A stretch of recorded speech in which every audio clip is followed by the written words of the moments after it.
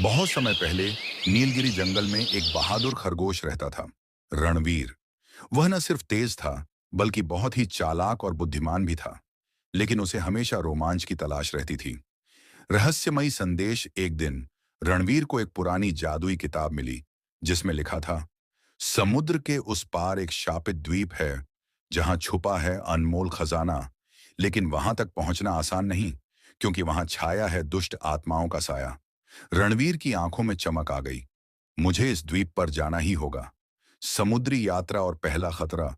रणवीर एक छोटी नाव में बैठकर समुद्र पार करने लगा। लेकिन रास्ते में भयंकर तूफान आया और उसकी नाव एक विशाल चट्टान से टकरा गई।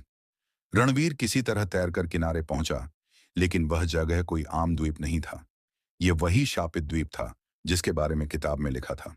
गहरे काले पेड़, डरावनी हवाएं और हर जगह अजीब आवाजें। भूतों की चुनौती। अचानक हवा में फुसफुसाहट हुई। तू यहां क्यों आया है? यह द्वीप हमारा है। रणवीर ने देखा कि उसके सामने चार उड़ते हुए भूत खड़े थे। उनकी आंखें लाल थीं और वे जमीन से कुछ इंच ऊपर हवा में तैर रहे थे। भूतों ने कहा, अगर तू आगे बढ़ना चाहता है तो हमारी पहेली का जवाब दे। पहेली।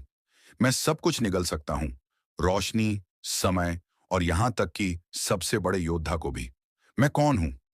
रणवीर ने कुछ देर सोचा और फिर जवाब दिया, अंधकार। भूत अचानक गायब हो गए और एक गुप्त दरवाजा खुल गया। अब रणवीर को असली खजाने तक पहुंचना था। नागिन का प्रकोप। जैसे ही रणवीर गुफा के अंदर गया, उसे वहां एक विशाल सुनहरी नागिन मिली।